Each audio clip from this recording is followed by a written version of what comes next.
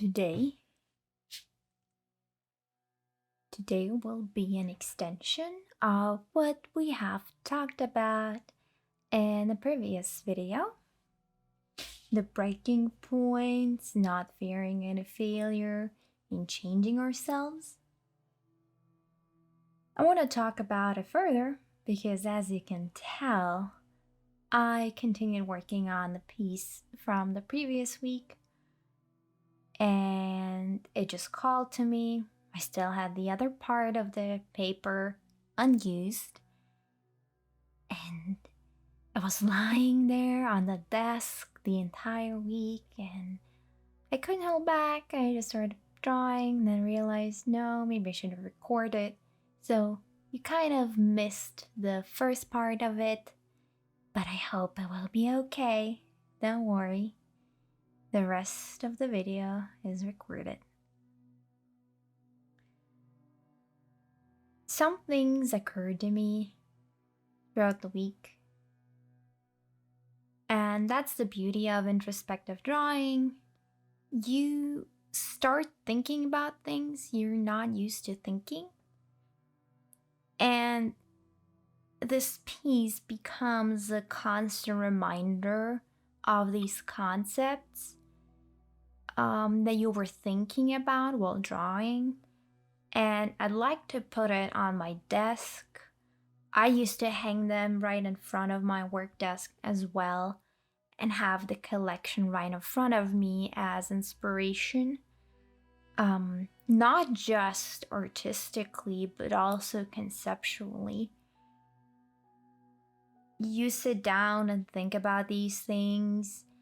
Maybe they also organically come up in conversation, and I find myself reliving it and learning about it physically through different things that happen, through experiences. It all just comes together very nicely.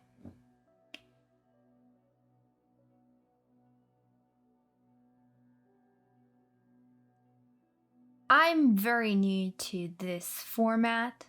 I'm very new to video editing, very new to audio mixing, and all of these things. So it involves a lot of trial and error, practice, but also failures. And I do notice that in real life, those people who do not dwell on their failures, do not overthinking, but just one day decide to go for something and just do it, acquire a skill or take a shot, take a chance.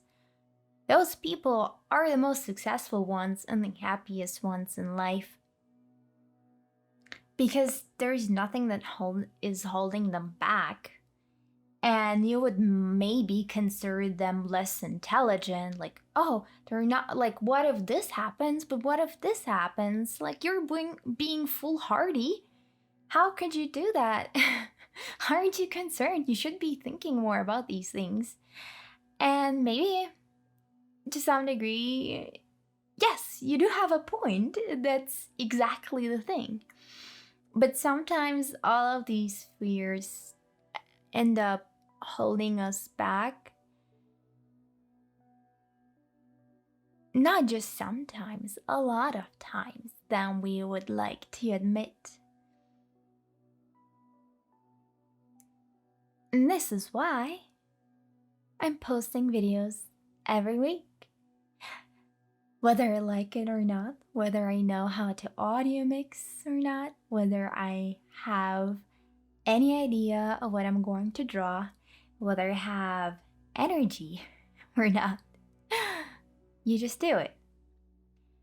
And it is a similar experience with introspective drawing, because you sit down and you don't really know what's going to happen, and you don't really know how to do it, and you don't really know maybe how to even do art, and you're very insecure. and you just want to create another amazing piece. You want it to be awesome. Maybe get a bunch of praise from your friends, or just that personal satisfaction of creating something hyper realistic. Whatever your artistic goals are, they will inadvertently create the pressure to perform, the pressure to execute, the pressure to fulfill the expectations we have for our own art, but also for ourselves. The idea of introspective drawing is to sit down and dedicate some time when you have no expectations for yourself artistically. The only expectation is just to sit down and do it, of course, but it doesn't really require much effort except the effort of being disciplined about it and being a bit stubborn. I said I'm going to do it and I will do it. But it doesn't matter what the outcome will be.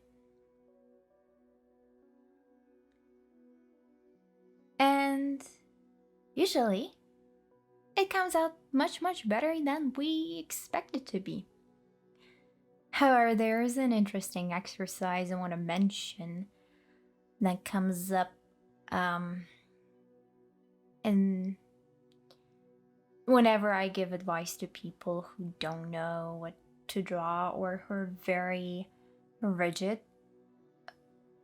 I tell them, okay, sit down and attempt to draw the shittiest drawing you can think of. Make the ugliest thing that there is in existence. Try and do it. Like, try and make something as ugly and disgusting and vile as possible. And guess what? It turns out pretty good. And it's much harder than we think it is. Maybe I'll try to do the exercise next time. But going back to the subject of breaking points and failure and destruction, to be less dramatic, what I mean by all of that is whenever we attempt something new, it's a process of discovery. And discovery of what? Of our mistakes. And through that discovery of mistakes, we learn. Because we learn to compare between what's successful, what's working, or it depends obviously on the context, whatever adjective you're going to use here. But through this process of learning to differentiate between things and differentiate between failures and successes, we improve.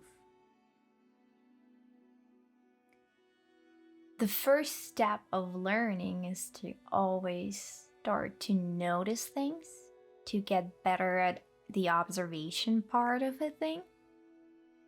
And the other aspect is the practical skill, the execution. Well, do you actually have the expertise? Do you know how to move your hand to create that sort of line? Do you know how to cell shade? Do you know how to use the pen? Do you know how to use Photoshop? Whatever medium you decide to draw in, this is the practical part. And there are those two components, and a lot of artists are quite aware of them.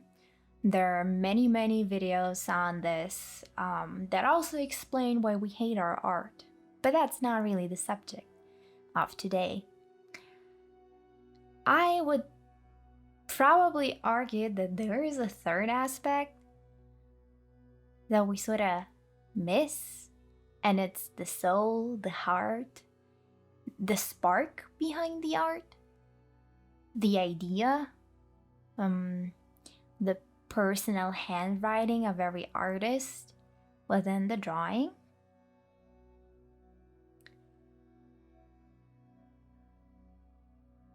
Well, how are you supposed to reach that, and how are you supposed to improve on that when it's even so difficult to define what it really is that we're talking about? How do you even know it exists? Right? You would ask me. That sounds way too woo woo. Well, not quite. Yes and no. There are different types of art, as we're all aware. There's differentiation I like to use. Art and illustration. Generally speaking, when I'm referring to flat visual pieces, but it can also extend to anything like three-dimensional, whatever it is. You might just use a different terminology. The sort of conceptual basis and idea remains the same. Illustration is something you do to illustrate a concept, to illustrate a character, to illustrate an idea, right? But it's usually as a result of an external goal. For example, if you get a commission, that's an illustration. If you're working for a game company, that's an illustration. If you're drawing from life, well, that's a study and that's part of illustration. Okay, well, then what is art? Seems like you're covering everything in that one big term. Art is something I would consider coming from internal motivations behind the creation process. So you're not doing it for monetary value. You're not doing it to gain followers. You're not doing it to please someone, or you're not doing it for practice, specifically like to study color, for example. You're creating it primarily because you need to. Because there's something in your soul within you that tells you you cannot exist in peace unless you draw this thing right now in that one specific way. You have to draw it. How could you not? And your hands are itching. You're constantly thinking about it. Your mind is being drawn to it no matter what you do. And you feel uneasy and you cannot rest. You might just start working on it and you cannot rest even when you're taking a break or doing something else. You're thinking about it. Your mind is obsessed with it. And all of that obsession and all of that need and inspiration will be shown through the piece. Well, but in any drawing, you can have multiple motivations for creating it, and yes, you're absolutely right. It's just a model. That doesn't mean it's exactly how it occurs, but it's a useful model nonetheless. Because I would argue a lot of us can actually perceive these differences, but we always struggle to describe them. The reason why it's still useful is because illustration, like the crucial difference is that in an illustration, the incentive is external. In art, the incentive is internal. The first primary spark, right? Later during the process, all of these motivations intermingle and change and might become more complex and nuanced. That's fine. Such is the beauty of existence. And kind of the paradox. Now, to get back to what I originally wanted to say.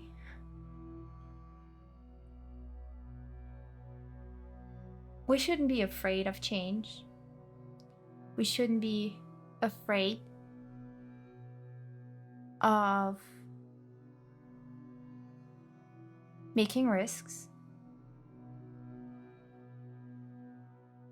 And I think the reason for why we're so afraid of change sometimes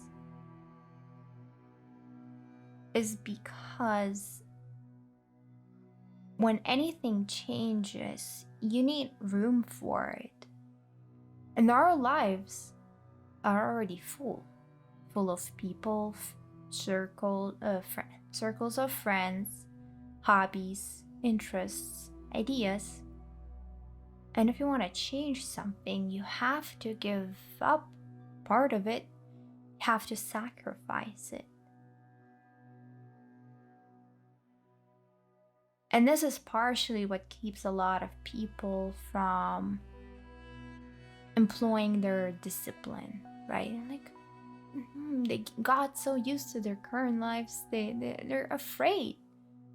They don't know if they're going to like the change or if it's even worth the effort, if it's even worth it. They get comfortable. There's a really nice phrase I learned 2 years ago that I keep reminding myself. Sometimes it's seek discomfort. If you make it into your motto, you will be living your life, going on about your day, and then there's something you haven't tried before, and you'll get scared. You get scared for a second. And then the phrase comes into your mind. Seek discomfort. You'll be reminded to actually embrace it and go for it, exactly because it is so uncomfortable. And that's where the most rewards are going to be lying, because it's outside of our comfort zone. We get stuck in our mistakes with our issues, troubles, and we keep repeating the mistakes. Like, why can't I solve this? Maybe the issue lies in you lacking information, you lacking resources. And you're not going to find them in the territory you've been crawling around for this entire time. You have to go out there. You have to change your habits. You have to change maybe your environment. Seek discomfort, and you'll find what you're looking for.